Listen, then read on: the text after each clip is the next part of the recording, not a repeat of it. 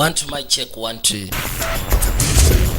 tugenda katandikira watali kayimba wadde akalango kaino mukashira kano tulina kabaka gwe twatandika naye nakyagenda maaso n'okurapinga kojja zino plastic explosives ziba zambulabo kamala kyavaayiwako shepeewo buli kimu kyonna kiri mu ntegeka n'asooka agyetika n'ayitawo nayo maze ogitegeka bulungi nnyo bali waliwo ekimotoka ekyali kirinze n'akwate kuba ayingire munda yakayise the state within gambye tulekedde katundu kasooka bujja kuba obutundu 6 nga bagamba Jason Isaacs takabuzeemu ne bagamba Ben Daniels naye muneeno wabula Neil Pearson Eva Alex Jennings bonna bagenda kubeera bazannya olwaleero ne bagamba Naume Jenkins ne Ted Genevieve O'Reilly tibakabuzeemu nga bagamba Shawn Gracie naye muneeno wabula Lizel Make Daniel bwe bawandika olugero ne bajja bagamba Grain yakafulumya mu butongole wabula kabaka ayitibwa Michael Offer yakakwatako paka ku ntiko yaako yakayise the state within Vijay Junior nga bulijjo Cracking Sports Bet Uganda Limited kuva mu Q's Digital Studios mukashako waliwo kabaka omulala yayina file kyava kiteka mu briefcase mulimu schematic ya device emu nona atuka butoshi yajja ring me ati nkubirako I'll be in touch. njakukubirako shebo rodi ayitibwa Henry namushibula kyava akwate bali briefcase jaleshe washiwe meja rodi kyava ajijjayo tiyatawana nakabira yajetika bwetishi waliwo ennyonyi yatuka mu kaseera ako nagambye kuno kunakwanjula kwa sinema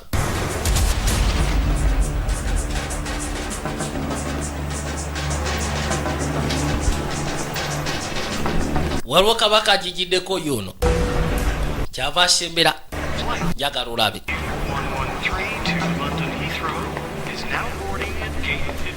ono yatuukira wano ati amakya amalungi So how was London? katuwulire London ebadde etya tebadde mbi Hammers lost 5-3. Isn't that pretty good? bajja bawaya kali mu kaseera ke kamu ku kisaawe kuliko abali bagenda okubodinga ate ennyonyi yali egenda okusimbula bakyabaaza kwekwateko bayite mu metal detectors baba balina okwekkanya bakakase tolina kyabulabe kyonna kyotadde ku nnyonyi Have a good flight, sir. ati funa flight esofu ssebo kono kali n'ayitawo Losing. kati gwotutaddi As soon as they can find my replacement. ati kasita banaafuna anaddawo Tomorrow. enkya nyinza okugezaako okukola announcements wabula nga ebyo tebinaba kubeera saagala mugambe muntu mulala yenna Mark Good. Caroline Anthony, Dad. unaayitibwa Anthony Kitange unaayitibwa Mark Brydon My counsellor for external affairs, Nicholas Brock. ono ye kansala wange wa external affairs ayitibwa Nicholas Brocklist Pleased to meet you. kibadde kirungi okushikana Hanley. Of The the Lowenberg Institute for Foreign Relations. I read your paper on US policies. gwe nasoma empapula Really interesting. kwebyo wali ogezezaako okwogera ku US policies mu Eastern Asia Tuesday, dinner, Erudite Company. okimanyi tulina okugezaako okulyamu ekyeggulo ku lwokubiri my diary. Sally, what's going on that night? ki ekigenda maaso sale ku programu yange Because of the revolution. waliwo obukazi bwogenda okisikano bwa revolution On Tuesday.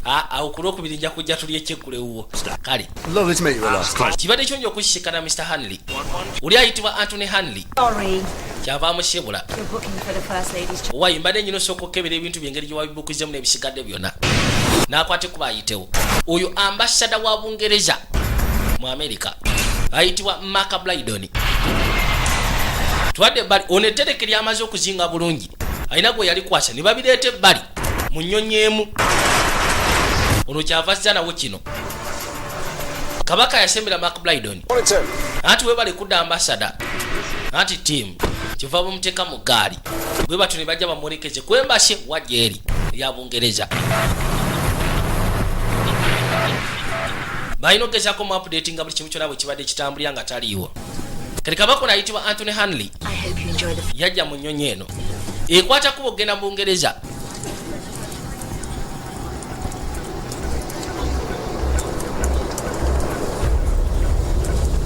turn off the laptops. Bambi twandiyagadde oshatinge down laptop yo konti wali buzibu. Najja agijjeko ofulwanyiga. Waliwo device gye yateekako. Kyokka device gye yateekako erabika nga kojja. Mu kibox ekimu kye baatadde eno mu bintu bya kago. Bwetyo neekwate kuba esimbule. Yolekera Bungereza. Today's schedule. Schedule yiyo bwetambula. Lunches at Armitage headquarters. You're on after the secretary. Ogenda kubeera ku headquarters, ogenda kubeera ne secretary of defense. know that James Sinclair. Okimanyi nti James Sinclair ali mu kibuga. The press have picked up on his campaign against Bannamawulire babadde ku lutalo lwe. President Bosman. Luno lwagamba olwa Tigiscan. Then take a stand. Masekati ga US mugaseko ne UWEK. Take a look at this. Laba kino. There have been several calls about yours and Boogedde ku nsonga nnyingi nnyo nga bagamba nti wali mukwano gwe mu biseera biri ebikadde. Mu Tigiscan. Tell them we were good friends in the 90s. Bagambe twali ba mukwano mu gy'ekyenda. Years our paths. Wabula emyaka mingi egiyiseewo buli omu yakwata lirye. Yesterday asking to speak to you. Yakubye n'essimu jjo nga ayagala kwogera naawe. Yali former ambassador wa Bungereza mu nsi eyitibwa Tigiscan. Kyokka ali ku lutalo.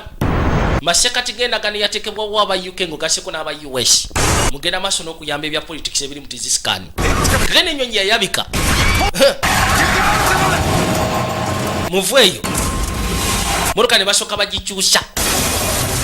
Ennyonyi ebadde esimbula okuva ku kisaawe kya Dallas okwate kuba ogenda mu Bungereza ku Heathrow eyabisse.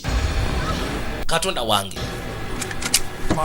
Mark sigala mu motoka. Yasituka busituzi n'akwate kuba agende yeekaanyi. Ono yajja akuba essimu. Bajja kwetaaga obuyambi. Luli bw'atuukano yasooka n'atambuza amaaso musaatu bambi. Daba ekiri wano. Katonda watu. Ennyonyi eyabisse ng'esimbula busimbuzi. Alala. Musaatu yasooka n'atambuza amaaso. Wabula yawulyanga aweddemu amaanyi. Laba ekiri wano eno. Ababadde ku ttaka mulimu n'abakoseddwa bambi. Wa. Kale yagenda okuzza amaaso waliwo omukazi bambi yali asiraanye. Yali mu motoka kyokka ekutte omuliro seatbelt yamukute mukazi watu bambi. Afunye n'engeri y'ebisago. Kwe kujja ayambe musaatu. Yashika bino n'abikanyuga erudda.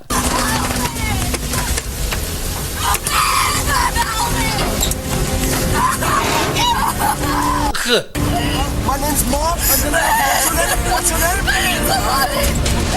Yamugamba bambita Mark Blydon. Ndi ambassador wa Bungereza wano mu America. Kwe kujja muyambe. Wabula seatbelt emukute. Kyokka talina ng'ekijja avaayo. Motoka etandise okwata akaliro. Omusaawe we kyava amwetika. Nicholas. Councillor wa External Affairs. Ye yamwetika. Musaatu abadde awulira yeetaaga kuyamba kannakyala. Kubanga kabadde mu bulumi. Ukakanira kafiira mu bulumi. Ayaya. Nagambye kwanjula kwa sinema. Musaatu yawulira agaweddemu amaanyi naye nga tewali kyayinza kukola kati. Nakyala afudde. Bamwetika bamuyiseewo. It's the flight to London. Mark. Ukimanyi nti ennyonyi ebadde ekwata kuba ogenda ku Heathrow mu Bungereza. Mu London. Ennyonyi neegudde ebadde yaabwe. Oba ebadde ekwata kuba ogenda waabwe. Kali mu kaseera kano waliwo omunene asembera. Simu yajja. Kyava gyagikwata. Under secretary. What? Eki? Where? Wa. Ladies and gentlemen, if I could have your attention, please. Abaami n'abakyala ndyagadde mukezeeko okumpuliriza. Pleasure. Kyasanyu Predecessor here, okubanga njagala kwaniriza oyo gwe naddira mu bigere. esteemed Secretary of Defense Lynn. Nakyala eyali akulembera kampuni yaffe yafuuka kati Secretary of Defense ayitibwa Lynn Walner. Thank you. Mwebale nnyo. There's very little that can pry me out of the Pentagon these days. Ennaku zino kiba kizibu okuzija mu Pentagon. It is with great pride that I stand here today. Wabula ate kyasanyu okubanga nyimidde wano olwaleero. Motoka zijja ku speed. Bazituukira wano. Kabaka ne bamugulya. Uno under secretary ali wansi wa Secretary of Defense. Since this corporation was founded in 1980, Agamba nti eno corporation bagitandikawo mu 1981. the people of this country Era nga kigamba bagikolageza kuyamba bantu ba nsi eno na kuteekawo mirimu. that I was privileged to steer this ship. Era ng'agamba nti kyali kyasanyu okumala emyaka 9 yagivuga emyaka 9 eyitibwa Armitage Corporation wabula kati agikwasisa road ayitibwa Gordon Holdings, Idea 90 nations. era ng'agamba mu nsi 9 mwe bakwasaganyiriza emirimu gyabwe I want to say, bamukuba akaama may she enjoy another 25 years. yandiyagadde kampuni eno at least etambule emyaka 25 olw'emirimu gyayo emisufu yali CEO wa kampuni eno eyitibwa Armitage bamuyisaawo. Thank you, Lynn. Mwebale nnyo bannange. An explosion brought down a pack. Waliwo okubwatuka okubwatushe kino kiraga ensi yaffe eri under attack. Waliwo ennyonyi ebaluse bagamba ensi yabwe eri under attack. Baba America bayinishitingirawo code ready code basada bamutuusa butuusa kwembashi laba kwe kumugulira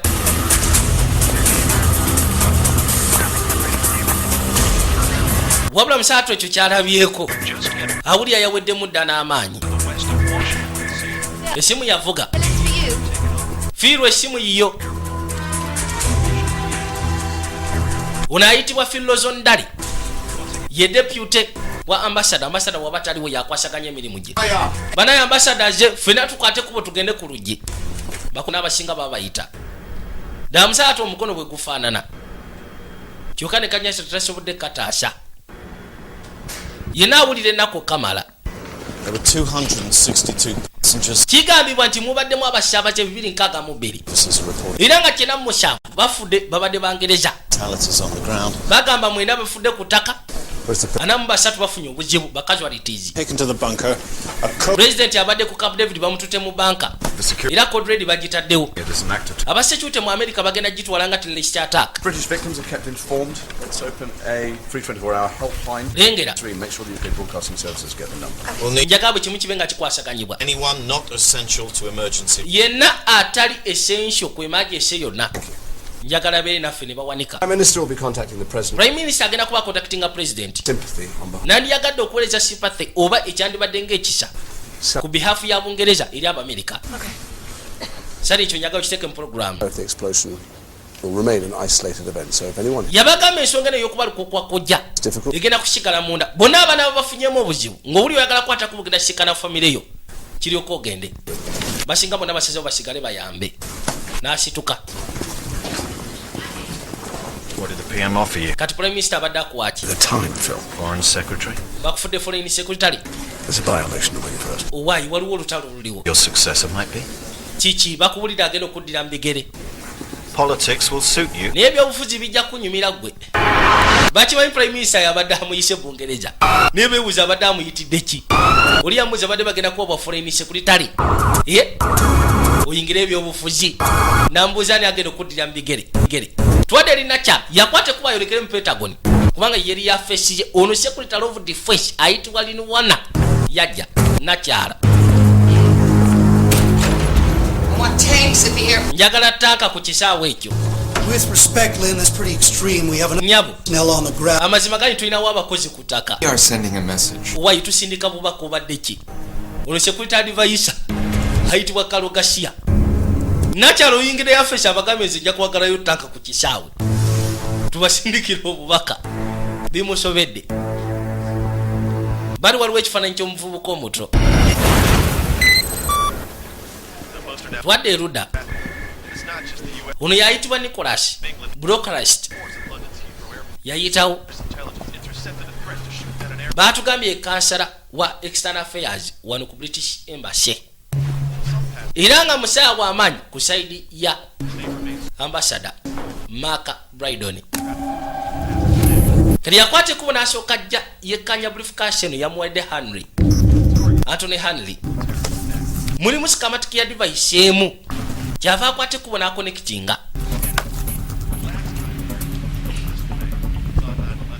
Nabi ayagala okwekkaanya. Bikola mbubba. Yes, thank you. Ati kibale kifo kwate kubo kujja wano Mr. Henry. Ati webale. Copies of the export licenses. Nandi yakadde onfuniye kopi za export licenses. As agreed. 100. Nibazimusimba gye yeekanye. Kagendo baali bagamba beetaaga trigger switches 10. Ddoboozi aliwulidde kwe kujja yeekanye alabe ku mpapula zino. Bani abali bagenda ofulumya emaali eno. teyasobola kwekkaanya bulungi n'akwata olukomo nagwakubidde onfunire ebintu bya Hanley byonna ebisigadde. Listen, there's something else. Buliza, waliwo ekintu ekyakyenjagala ofunire. No names, I'm gonna need to. Syagala onfuniremu manyi oba onteremu manya kubanga bino ebintu syagala bimanyike. Ate n'ambasada talina kumanya. Kati baakoze eruda. Musatu yajja agezeeko okweyozaayozaako. Mark Lydon, ambasada wa Bungereza wano mu Amerika. Ensonga eno kati ejuliddeyo kubanga abasinze okufa babadde Bangereza ku nnyonyi. Kiina mu musavu bo bafiriddewo Abangereza. Kujasoke yerongoseko.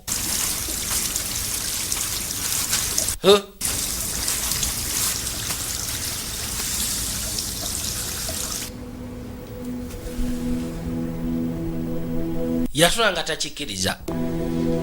Muli awulya n'ennaku ku mutima. Kati baakoze erudda. Wano nga bagamba FBI emergency mogo bagitadde mu Washington DC. Wano baagala ogezaako okwekanyiza mayiti. Ninga ennyonyi bwebadde ey'okubaluka kiba kizibu ebiseera ebisinga ogezaako ku identifying omuntu by fasa. Era ebiseera ebisinga bakonsideringa personal effects. Ababenganda bababaze babagamba kutumya personal effects oba ebiba bibadde ebintu by'omuntu. Kasita ogezaako okugamba nti ebyo bibye then nga balyoka bakugirayo mayiti ku baabijje. Bantu abasinga bagose dda. Mbasada yakwate kuba ayiteyoko yekkaanye. Bifaananyi batandise ddo biteeka kwabo basuubira ababadde mu nnyonyi. Agenda okuza amaaso n'ekya Anthony Hanley nakyo bakitaddewo. Oli eyamwanjuliddwa nakyala ayitibwa Caroline Hanley. Agenda okuza amaaso nga nako kakazi kattu kali wano kubanga oli yabadde kitaawe. Kyava agamba nikinya kushikana oluvannyuma najja akalabe. Kali munnako Kamala yatuukira we kali bambi. Kyava akabuuza Kigwe anti Kigwe. I'm so sorry. Munange kitalo nnyo Kamala. They hope to identify him by his effects. Bangambye nti ngenda gezaako munnyonnyola nga nsisira ku personal effects gye tebereza. Sigenda funa mukisa kwekkaanya faasa ye bambi. Oli nani? Tulina koze naye nti nedda nzije bwomu. Caroline Hanley baakayita. If you'd like to follow me, ma'am. Nandiyagadde okwate kubo ngoberere maama. Do you want me to come with you? Oyagala nkwate kubo zijje naawe. Nedda kiryoke. Ukakasho n'obeeroke kono nja kubeeroke. Kikava kashituka. Mazima abadde musajja w'amaanyi. Badde akwasaganya business kwegamba nga yeeyita na Hanley Internationals. Baamulekeza bamutute. Rodi yajje bali yekkaanye. Mazima laba mayiti eziri wano. Tibamanyi kikyaleetedde ennyonyi kubaluka. Wabula babaddewo mu ntandikwa. Niki kyava asembera. Yajja waali. It's been confirmed. Bamaze okukonfaminga. Ebadde kojja. Katonda watu. FBI and CIA liaising with them. FBI ne CIA liaisons bakwasaganyira ba MI6 wabula beetaaga intel ku basaabaze ababadde ku nnyonyi Abangereza. Information y'abasaabaze Abangereza ababadde ku nnyonyi. Daba mayiti. Twadde bali. Mukazi watu baamwetika. Caroline, I need you to take a look at these items and see if you can identify. Nandi yakadde otunule item zino. Olabe oba kuzo kuliko ya kitaawo. Bajjayo kano. 10 years ago. Yali yava ku byasiga myaka 10 egyayite mabega. Njagala okabikule munda mulimu ebiwandiiko. Darling Anthony. Eriba wange Anthony. Your Kate. Nze Kate Hanley. August 1990. Yakamwa August 1999. She died the following March. Yafa mu nayibange lyaddako maama. Articles did belong to. Kati zino article kakasa zira kitaawo. Ye. Ati ye. Olunga bali okabakugirayo mayiti ko bazijje. Ati kitalo nnyo maama. Kitalo nnyo Kamala. Yakwate kuba asembere. Yajja erudda. Waliwo kabaka yali amulindi. Ono ayitibwa Gordon. Adeya. Gordon Adeya gwe bafudde CEO, Chief Executive Officer wa company eyitibwa Armitage. Yajja akawerekera asobole okazeeka. kaino mukasi akantu twavaayo. It's caused by a bomb. Since then, airports around the U.S. have been on heightened alert. Many remain closed to air traffic. Rodi musatu bamuvuga basobole okugezaako omutwe wa residence gyagenda okukasiba ewuwe. Ninga ali munako kamala. Kyokka mu bbanga tono babadde bagenda kumujja ku bwambasada. Era nga asuula ate bamufunidde ekifo ekirala. Kuba Prime Minister yabadde amuyise mu Bungereza abagezeeko okubaako kye badisikasinga. Mutoka yajja erudda. Kyokka ati bino bitunuulidde ye. How are you, Sir Mark? I'm fine, thanks. Oli otya ssebo kono ndyoke. Can I get you anything? Mbeeko kyekufunira kyonna. Jennifer, you go off to bed. Nedda. Kwate kuba ogenda owumulegwe. Bisigadde njabiraba oluvannyuma. Yajja paka munda. Ayinayo munda eno ka study room. Kyava akwata olukomo. Kino bambi yatandika okuba essimu ng'agikubira. Kubanga azikubira ababadde n'abantu baabwe ku nnyonyi. Bali 97. Agezeeko bakungubagiza kubanga gwe mulimu gwe. Mark Brighton, I'm the British ambassador in Washington. Nze Mark Brighton. I just wanted to say... Ndi ambassador wa Bungereza mu Amerika. Yagadde kugamba nga kitalo nnyo munnange. Yafubanga bw'asobola agezeeko bakwasaganya abasinga obungi. Mr. Stevens. Mukyala Stevens. My name's Mark Brighton. Bampita Mark Brighton. Kiriso exhausting kubanga bise bisinga obulya n'amalobozi gaabwe nga bakaabira amasekati g'essimu. Kasita omwama awulire. Yawulira nga akoye n'okoowa. Kyava akwata essimu n'agikakanya. Mu kaseera kano baakoze erudda. Waliwo abasembera bakutte embwashi nga bagamba Kaiser, West Virginia.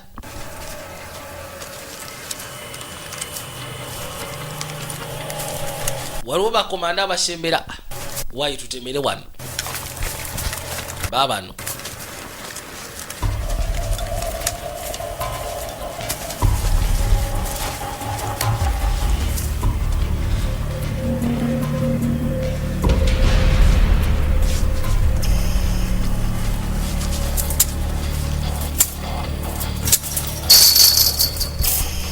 Kwe kusooka ne basala kasengenge ne bayitawo paka munda. Yonna gye balumbye Mukama y'amanyi. Nabono bwakona ku waya. Alamu yateekebwako. Baamukubirawo ebyasi. Bakanda bagamba sci-fi. Kayine ne badde training.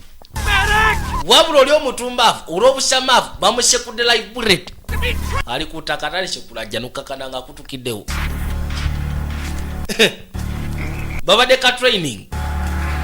Ninga bakozesa live bullet. Kwe kujja musookeremu ekyasi kye bamukubye.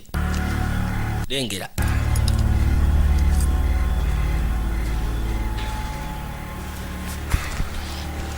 You take a good look. Mwekanyenga. It's what happens to tossers who don't pay attention. Kino kye kitukawo eri abatumbavu abatabeera attentive.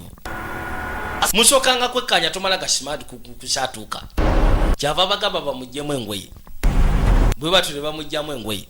Kwe kumuteeka mu gaali. Munaabwe babadde ka training. Uli ekimukiza bukyamaavu. Konye kwakyo kati n'asigala waggulu ng'akyayasami.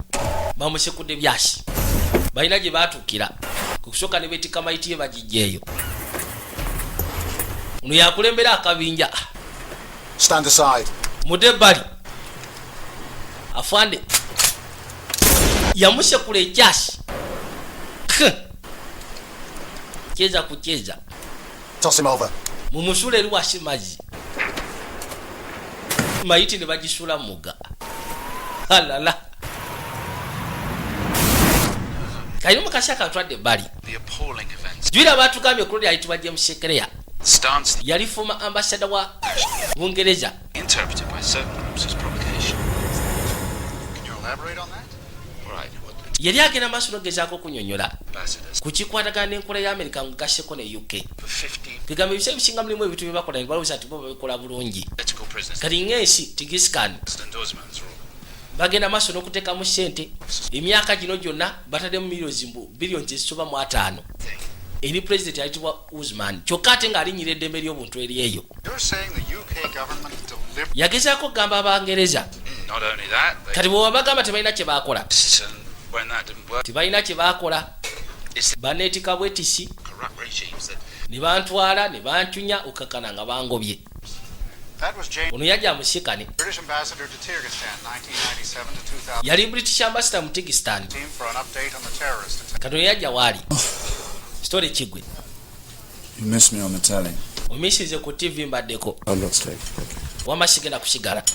I'm getting a good response to the campaign. Americans across the political spectrum are questioning foreign policy. I can't hear this, James. Ebyo sagala tubyogereko. Can't we at least discuss it? Leka nawe tudiscussing tumaze banga bwafu tetulabagana. Siteekeddwa kuba naawe. Why did you ask to meet me? Kalwaki okutte kuba okujja okusikana? James lekera okuba essimu kwembashe. Umanye emisango gye wazza. Gwe tulowooza nti okuba essimu kwembashe kigenda kuyamba mu nsonga z'ogoba kati. Sirika ebyatukawo mu tizisikandi bisirikire.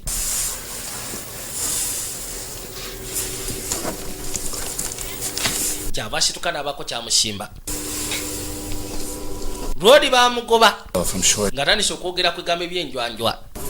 Tandise okuvumirira president ayitibwa Uthman ali ku bukulembeze bwa tizisikani.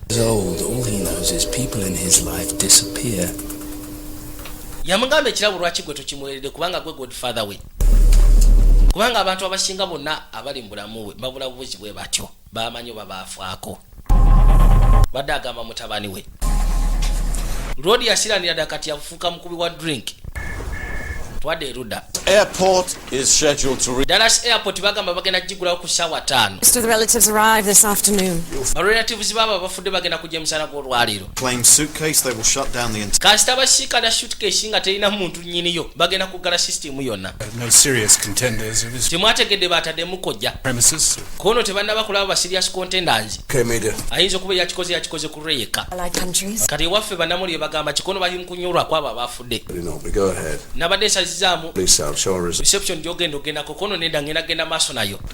Baako ky'owandiika gwe. It will not distract us from pursuing our bagambe Please. kyo tekigenda tulemesa genda maaso na kupasuwinga ekyo kyetulina amasekati ga US naffe. James Sinclair. Kati James Sinclair ye tugenda kugaana ensonga zaaliko eza tizisikani Pakistan and our support for President Usman's government. Don't ne sapoti gyagezaako okuwa oxygen. mbu sapoti gye tugezaako okuwa President Usman kuno temumalirako budde comment on this visit. kirungi oyo tetugenda kwogera ku kukyala kwe. Gardner's death row appeal is before Waliwo kabaka ayitibwa Luke Garden kigambibwa nti ali ku death row the ruling in the naye ate mu Ngereza munaku ntono agenda kalaba. new human rights liaison Tulina gwe twasindisseeyo ayitibwa release camp. Jane Lovely akwasaganya bintu bya human rights yalinga human rights liaison okuva ku embase yaffe agenda layo buli kimu kyonna bwe kitambula bamuleeta. Waliwo kabaka ayitibwa Luke Garden yazza emisango mu America wabula nga mu Ngereza kati agenda kutwalibwa kugwa ku kalaba. Munaku ntono Abangereza bamusindikiddeyo omuntu waabwe gwe bamanyi alwanira eddembe ly'obuntu yajja.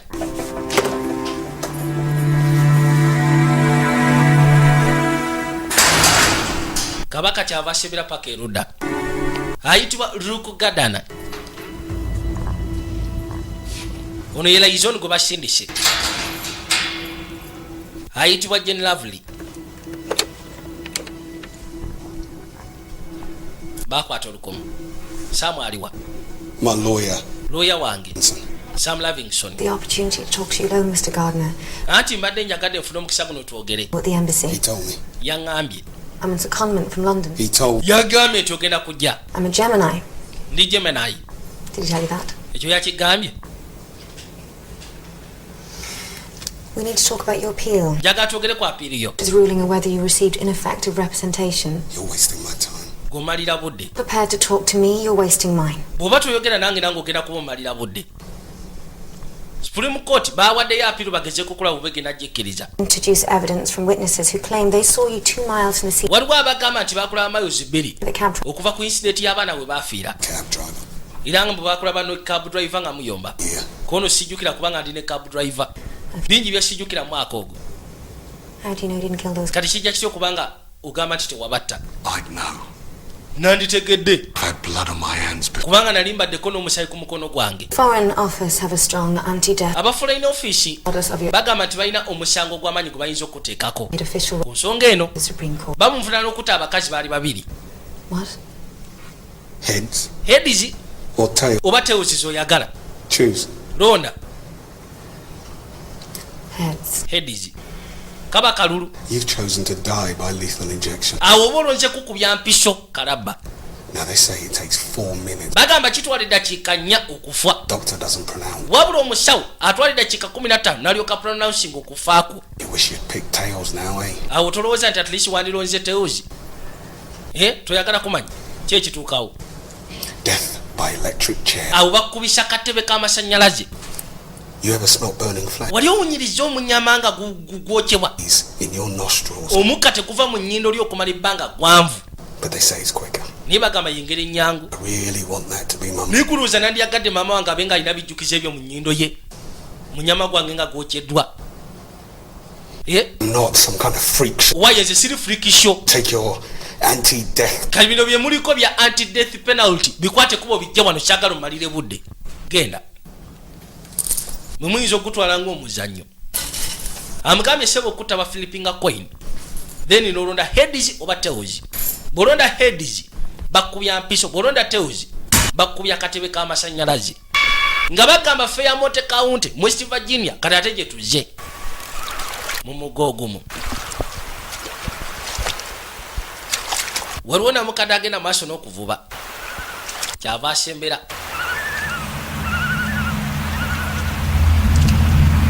Agenda okuza amaaso alina kye yalaba. Yeekanga n'okwekanga. Katonda watu. Twadde eri Nicholas. Yajja. Kyavaako okona. Yingira. Wayi tufunyemu obuzibu. Gwe sooka ofulume ebweru. Buzibu kyate. One of the British passengers on the plane. Omu ku batuuze ba Bungereza eyabadde ku nnyonyi ayitibwa Hassan Khan. Abayi MI6 bakizudde nga yabadde alina erinnya eddala. Ibrahim Wahidi. Thanks to a jihadi training camp. Era nga kigambibwa nti yaliko mu jihad training camp. It's on the north. Yaliko ne mu Tizistan. Where it is. Tizistan ntiye. National security advisors in your office, ma'am. National security advisor mu yafeesi yo maama. They're supposed to be our goddamn allies. Bano bateekeddwa kubeera bakyapiri baffe ba Tizistan. Central Asia dimension? MI6, President Usman claims to have suppressed the MI6. Doubts, man. Doubts, man. We're paying that ingrate $100 million a year to scratch. Okimanyi nti oyo mutumbaavu ayitibwa Usman tumuwa ssebo miliyoni nga 10 omwaka. Atula butuuzi awo.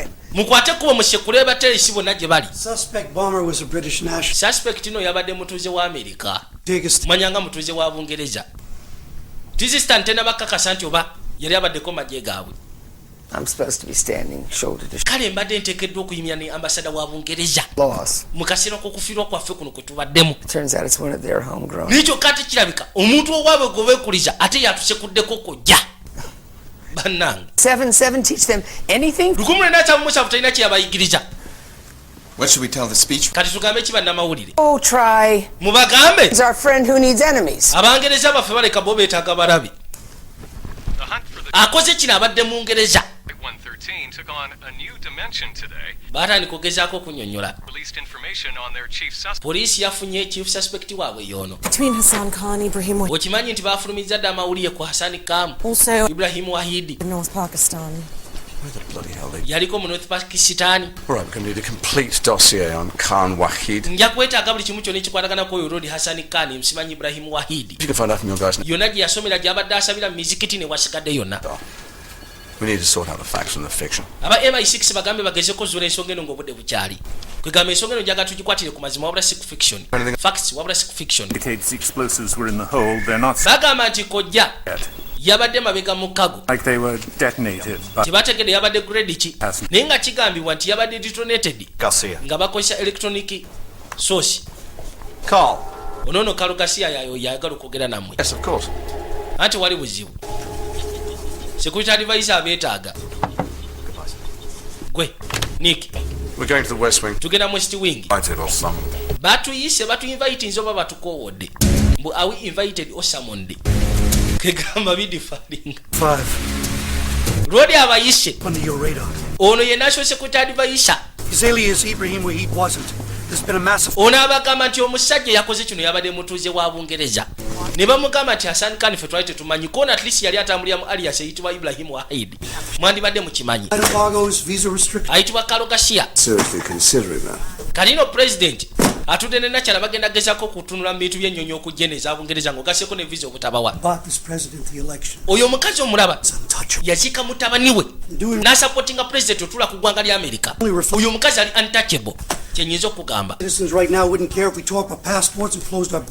Abamerica bo tebafuddeyo batwogera ku passport ne tutabawa visa genda mu Bungereza oba kugala border zaffe. There are American body parts on a beltway Kurdish. Waliwo mayiti eziri ku Broadway ez'Abamerica kyokka yakikoze mutuuze wammwe. Abantu bano mbadde mbalagajjalira. What if I get the PM out here in a gesture of solidarity? Kalwaki tetuteekawo akabonero ka solidarity ne tubalaga nti ffe tukyali wamu tugenda kulwana. Kono kiyinza okuba ekizibu abantu batandise dde opakuka balinga abagamba nti eno weevu mpya eya suicide attack. Leaking intel to the media. Anti mulekerawo okuweereza intelligence eri media musobole okugezaako ku avoidinga hysteria. Statement will be issued at 3. Yabagamba ngenda kwogeramu ne wana. Call you by 2. Bwe binaaba biyise bulungi nja kukubira ku ssimu. There were British body parts on it. Naye kimanye nti waliwo ne mayiti z'Abangereza ezabadde ku Broadway. Tolowooza ku America bokka. Anti kale. If it's not the agency. Kati agency yaabwe webanga si yebadde efulumya amawulire. Mawulire gabadde gava kono gabeka gabadde gava mu Pentagon. Nga tegava wano ku NASA ku National Security Agency. Yamubuuza ekitabo ky'okukungubagira abo abafiiriddwa abo bwe mwakitaddeyo dda tetubadde tutunaba kikebera nnyo n'abagamba musooke mulindeko. Kati twadde erudda mukazi wattu atuuka butuusi yasooka n'ajja ebbali ng'amaze okuva mu kkomera. Ono yayitibwa General bano bayitibwa ba Release Campaigning Office. Barwani ya ddembe ly'abuntu kwaba bagenda kalaba. No. Ono yayitibwa Sam Livingston yabadde akola ku musango gwa Luko Gadana. No, I told you before, I can't even comment on that until after the... Wamasokolekeko. Bali busy. I know bulega. Hello. Yebali. Weiss, I'm covering... Bampita Matthew Wise. Jane Lavery. Nze ngenda maaso n'okukavalinga omusango guno mawulire. Kono mpitibwa Jane Lavery. Interested in the Britain death row? Kinneewuunyisa lwaki abantu bali interested mu Bungereza okufa. Kono osaaga. Oyo jamaa yinza okuba nze. I'm serious. He's n'ayitawo. right over legal technicality. Have you checked in yet? Wamaze dde okuyingira lumu yo kono sinaba. Leka nkutwaleyo. Executive suite. Ngenda kufunirako executive suite mwogenda okubeera. Kano kayitibwa ka Matthew Wise. Kanamawulire. 19. Nze ndi mu 19 gogenda kuba mu 18. Kono tunaddamu. How did Luke's case get so far? Have you met him? Musango gutuusewa. 2 dead white teenage girls in a crack house, a junkie kigambibwa recall in the history of mbu yatta abaana babiri baali batineja kyokka ate beeru ate lodi bamuzuulako rekodi nti mukozesi wanjaga janki. What do you think of his chances at the Supreme Court? Kati olowooza chances ze za Supreme Court ogezaako okukkiriza apiiru ziri zitya? be sipping champagne, but ati tofaayo kigenda kuyita mu bulungi ekya tugenda kuba tunywa champagne. Twakwate kuba ne tudde eno. I'll drop them off this afternoon. Waliwo akwate kuba okusembera. Jwira Nick alina gwe yakubidde essimu n'amugamba waliwo kyenjagala onoonyerezeeko toteekamu mannya. Kali mu kusala wano ebbali kyavaaga musimba. Musimye engeri y'ekibakaasa. Ndowooza mwe muli bye yamusabye. Yamugambye n'omugamba Sanders ambasada agezeeko kumanya ku nsonga y'ebintu bye nkusabye ondeetere. Kiri yajja ebbali paka mu yafeesi ye. N'akwate kubo yekkaanye. Ayagala kulaba lodi empapula ziyabadde asayininga agenda okwekkaanya obulungi kuliko sentasi. Okay, yamwenya n'okumwenya.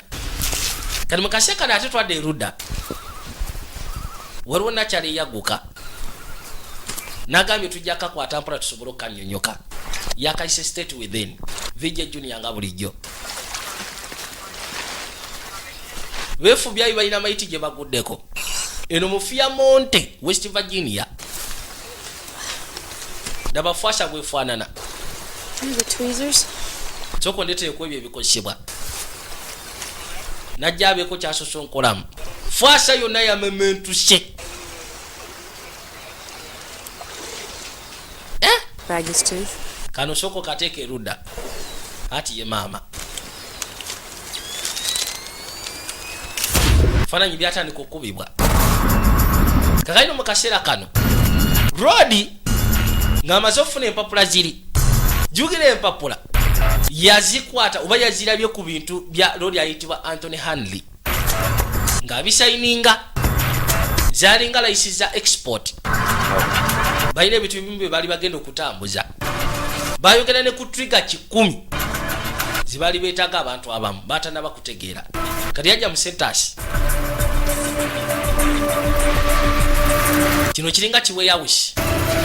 Aheyo tukeno nga wakalu kamala. Ningo lya mugambide nti ebisinga byonna baade babitute nga byavuddemu. Tukano nga buli kimu kyonna tewali. Wakalu.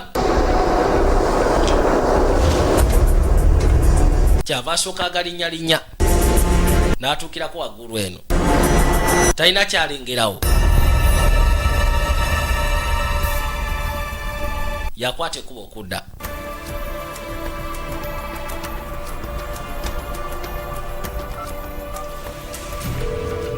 Yakwata bukwasi lukomo. Did you find them? Obizudde? Missing. Wayi sibisanze eyo. Oli yajjako bujja simu. Naye kwe kugizaako. Mbuziza bufunye kuono sibisanze eyo. Yes? Twade wa Mark. Azam Sinclair on the phone. Azam Sinclair ali ku simu ayagala kwogera naawe. Kyava kwata olukomo. All right, put him through. Muyise mute wali buzibu. Happy birthday. Nze Mark amazalibwa amasufu. Yeah, thank you for my present. Weebale ekirabo kiwampeereza. It's my favorite godson. Godisani wange ali atya? You got. Oli bameka olina bameka. The one. Ati gwe weka. So are you enjoying Washington? Kati onyumira Washington. Dad's pretty busy. Anti taata abeera busy. Wandikutte ku buno jjako eno. Reception.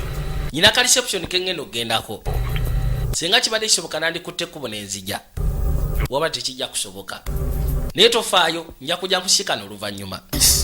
Osuubiza n'okwate ku buno ojja n'osikana oluvannyuma. Ati kusuubiza. Kano katebe kajje mu Sinclair. Kyekava kazaako essimu. Wabula kitawaka abaddewo. Juyira ayagala okugezaako kukola contact ne Rodi. Wabula Rodi yamugambye munnaye siteekeddwa gezaako kulabibwa naawe. Ku ebyo bye wakola Bungereza n'etuuka n'okugoba ku kifo kye yali ekuwadde nga ambasada. Katwada ku reception. Ambassador may present Gordon Adair, Ono ayitibwa Gordon Adair. CEO wa company ayitibwa Armitage. The DTI wanted to thank you for bailing out Dermot Cass. DTI yagala okugezaako kusiimako ebyo byogenze maaso n'okola. Good on you for going forward with this tonight. You're setting a fine example. Baabo. Ono yamugamba tusiima nnyo kubanga ozze kubanga kino kiba kiraga ekizampa essufu. Charles McIntyre, President. Ono ayitibwa Charles McIntyre. Mr. McIntyre. Yakulembera CMC. It's on your CBE. Thank you. Eyitibwa CMC Operations. Well, I spend most of my time. Oba si Operations. Kwegamba kalinga ka private military contractor. I look forward to it. Kibadde kirungi okusikana munnaye. Nakyala n'alyoka ayingirawo. Secretary of Defense. The US Secretary of Defense. Ono ye US Secretary of Defense ayitibwa Linwana. Thank you for coming. Ati webale kwata kubo kujja maama kino kiraze amaanyi. Instead they bind us closer. Bano ne bakubadde baagala otwawula basigadde batugatta. It would be an honor if you'd be the first to sign up. Engeri gy'olina omutima ogw'amaanyi ku nsonga ng'eyo wakati w'omukwano gwaffe nandiyagadde gwe obusooka okusayininga ekitabo kya condolences. Kuti wali buzibu. Njasooka okisayininga. Kyava akulemberamu. Bajja erudda. Ninga ayinamu ennugu. Kubanga omuntu yasekudde ennyonyi. Nagezaako kutta abantu okuyanja ng'ogasseko n'abo babadde ku ttaka abafunye obuzibu. Yabadde mutuze wa Bungereza. Bamugambye yabaasa okugezaako sayininga condolence book. I don't know what you're referring to, sir. Gwe simanyi kikyogenda maaso n'okulifaalingako. Admit, wasn't my idea. Kyo tekyabadde kirowoozo kyange. Mark's going to be a tough act to follow. Kyogamba Mark anaagezaako okubeera omuzibu mu akitinga mu nsonga yaffe. Bali balina kibadde badisikasingamu ababiri. Under Secretary ng'ogasseko ne Rodnick. Still peddling guns for diamonds. Simanyi okyawanyisiganya emmundu ofune Diamond. Mr. Nicholas, ask the Chancellor. Nicholas. We're thinking of floating the company. Tebagambangako nti private military contractors mulimu ssente. Sector pension. kubanga ennaku zino tufulaadinga nnyo tojja kwetaaga abagula ku migabo. MC Secure Ops. Ono bamuyita Charles McIntyre, ono under secretary. Thank you. Ati kiyinja okusisikana kano kono webali. Sir Mark Bryden, Bonna tebakwataga bulungi. Her Majesty's ambassador. Oli akulembera Amitegi bakagimuwa yakafuka CEO. Thank you all very much for coming here this evening. Nina basimu okubanga muze wano akawungezi k'olwaleero. Frightening. Mazima gali nti. Sometimes. But it's in adversity we find our true friends. Bagamba mu buzibu nga buno bwe tusikana ab'omukwano abatuufu. Welcome Lynn Warner. Nandiyagadde okwaniriza Lynn Warner okubanga azze. This gathering serve as a reminder. Okuŋŋaana kuno kulube okutujjukiza.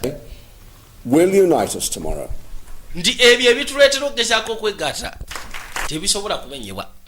Kwegamba omukago gwe tulina wakati waabwe oli ne bwafuba atya tekijja kutuleeta kwawukana. Bamuyita agezeeko okuwa ekigambo. I thought long and hard before coming tonight. Kino kirowoozezaamu nnyo nga sinajja. About yesterday's events. Ebituuseewo jjo. Reminder of the forces out there. Bigezezaako tujjukiza nti amaanyi agali agama sitaani. Yes, democratic way of gaagala okugezaako tukyankalanya. Ng'ofudde ku ddembe ly'obuntu lye tulina mu Amerika wabula economically baagala tusuula. I stand here tonight. Nyimiridde wano ekyo ky'olwaliiro. Warning to those who wish to ngezeeko okulabula abo bonna abaagala okuggyawo eddembe ly'obwebanguze waffe mu Amerika. Lives. N'okwagala okuggyawo obulamu bwaffe. Masimu ne gatandika okuyitiŋŋana. Kyekiguddewo. To defend ourselves. Ffe twali beetegefu okwetaasa. All British Muslims in his state and detaining them. Okimanyi nti Gavana Norris yatandise dde okugezaako okudetaininga abantu bonna Abangereza ate nga basiraamu. For basic human rights. Ono yamugamba ekyo kyemukola kimenya mateeka. Kijjawo n'eddembe ly'obuntu. The governor of Virginia is acting under the powers of the Patriot Act. Ali ku Patriotic Act. Pakistani fundamentalists, Kyrgyzstani Islamists. Katukakasa tutya ati eyakikoze. Finger on the button was British. Owai eyanyizza pesa abadde mu Ngereza. Queuing up right behind him. Ate bangambye nti bangi abagira emabega we. It only takes one. Kati munaasiba bameka. Okimanyi nti waliyo abantu ng'enkumi Abangereza. Visa holders. Nga basiraamu. Terrorist suspects. Bona mbatwala nga basuspects. Act of racial discrimination. Obscene. Sandyagadde mugezeeko okukola kintu nga kino kiba kiswaza amasekati g'ensi. Against Kwegamba okukwata abantu nga musizira ku ggwanga. I played along. Waliwo ayitibwa Gavana Norris. All right, all that hot air. Sifuddeyo. Bonds and unity. Ngezezaako okwefula nti tuli bajja ppiri wali eri maaso n'esayininga ekitabo. Stand so that our so-called allies can blow them. Naye nze saasindika mutabani wange mu Afghanistan. Tulwanishe mpozi tufune nabo betuyita ab'omukwano. Batandike kwabya abantu baffe mabega wa lujja. Support. Era gavana waba kino kyakola nga kakasa ati kituufu ze muwadde support yange. Gavana w'omu state y'omu Virginia ye yatandise dokaba buli kisiraani. Buli kisiraani nga bw'oba okimanyi nti oli mutuuze mu Ngereza ate oli mu kiraamu. Authorities aren't being very cooperative, but it appears a rough effort Abasigadde badde bakolagana naffe. has been picked up across state. N'ekigamba nti bakakwata abantu 200. National Guard 200. also been confiscated. Ba National Guards bwe bakikola. Tufudde. Give me the governor's number. Mpe essimu ya gavana. To come to the phone, Yaganye okukwata essimu. declaring a state of emergency. Mbwadikire yalinga state of emergency. Buli mutumbavu alina okukwatibwa mu state y'omu Virginia. Kasita obanga okimanyi oli mu Ngereza ate ng'oli musiraamu. Gavana waliwo gavana ayitibwa Norris. What are you playing at? Naye gwe kikyogenda maaso n'okuzanya. Niki yajja asikana ono ayitibwa under secretary. Defense intelligence, your department. Okimanyi nti defense intelligence department yamu ye yafulumijja amawulire nti omuntu yakoze kino ayitibwa Hassan Khan musiraamu. You've got a xenophobic maniac locking up British citizens. Kati mwaddidde omutumbaavu atandise kusiba buli omu olw'okubanga musiraamu mu Ngereza. Fueling anger. Gwe ndabira ddala ofuluma mu busongo. You must know how dangerous that is. Njagala okimanyi kino kya ttabbu kye mukola. Reasons. They better be worth it. Kansubire kye mugenda maaso n'okukola kigwana. Ye? Are you done now? Omaliriza by'oyogera. Njagala olabe katemba. Daba ttabbu.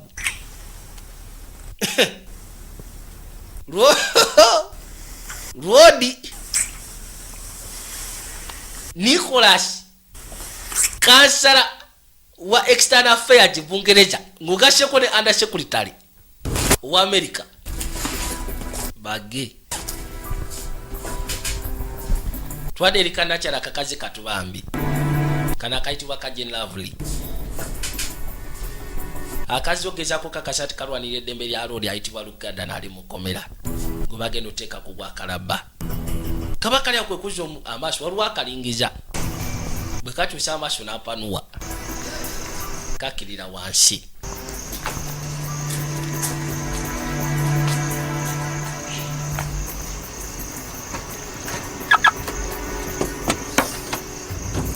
Kujja kafuna ebikosebo byako ebirala.